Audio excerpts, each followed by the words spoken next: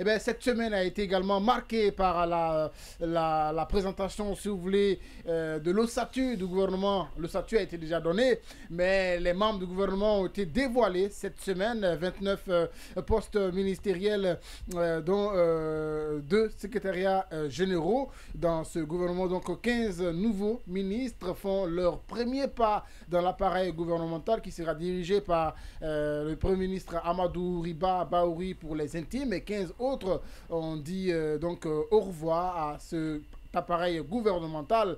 Messieurs, est-ce que vous avez été surpris de cette nomenclature, de cette physionomie du gouvernement, de certains qui ont été recyclés, d'autres qui sont venus?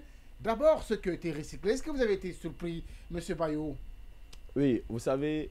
Est-ce que pour vous, le président allait carrément dégommer tout le monde? Nous, du côté de la société civile, nous avons été surpris de la composition du gouvernement. Ah bon, hein? Oui, bien entendu, puisque quand on parle de dissolution, ça voudrait dire qu'on s'attend à un changement radical, bien entendu. Donc, le gouvernement a été dissous. Nous, on pensait que oui, il y aura quand même de nouveaux visages, de 109 dans le gouvernement. Mais il y en a eu, déjà, il y en a eu, mais non? bien entendu, il y en a eu, mais c'est peu. Les recyclages que nous avons constatés, nous, on avait pensé que oui, même si on pouvait reconduire quelques-uns, mais la reconduction, qu'on ne dépasse pas les 10%. D'accord. Puisqu'on sait pertinemment qu'il y a des ministres qui ont déjà quand même montré leurs preuves, leur capacité à diriger, leur capacité de management, de leadership. Mais au-delà de ça, vous savez, le Premier ministre, chef du gouvernement, il s'est engagé lors de la célébration de la fête du 8 mars. Il s'était engagé officiellement et au nom du président de la République de quand même augmenter, comment on appelle, d'accorder 30% aux femmes. Mais sur les 29, on sent qu'il n'y a que 6. On régresse. Voilà. 21%. Donc à peu près 21%. C'est ça.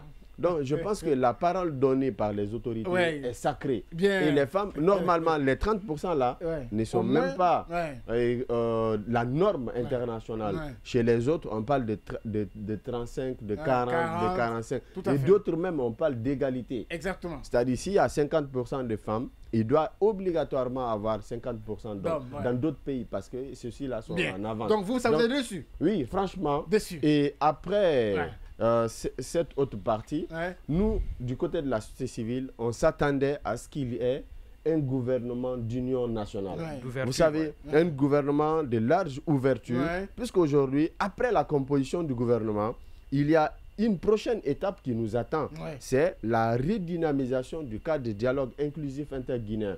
Parce qu'il y avait eu des partis politiques non des moindres, des organisations de la société civile non des moindres qui ont brillé par leur absence lors du cadre de dialogue inclusif interguinéen. Donc pour nous, ça pouvait être vraiment une chance mais ça n'a pas été le cas. De tendre la main à ceux-ci. Par exemple, le RPZ retrouve quelqu'un d'entre dans le gouvernement, l'UFDG, l'UFR, ainsi de suite. Ça voudrait dire qu'il y a une main tendue.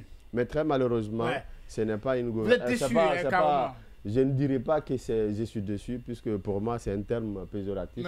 Mais quand même, je m'attendais mieux que ça.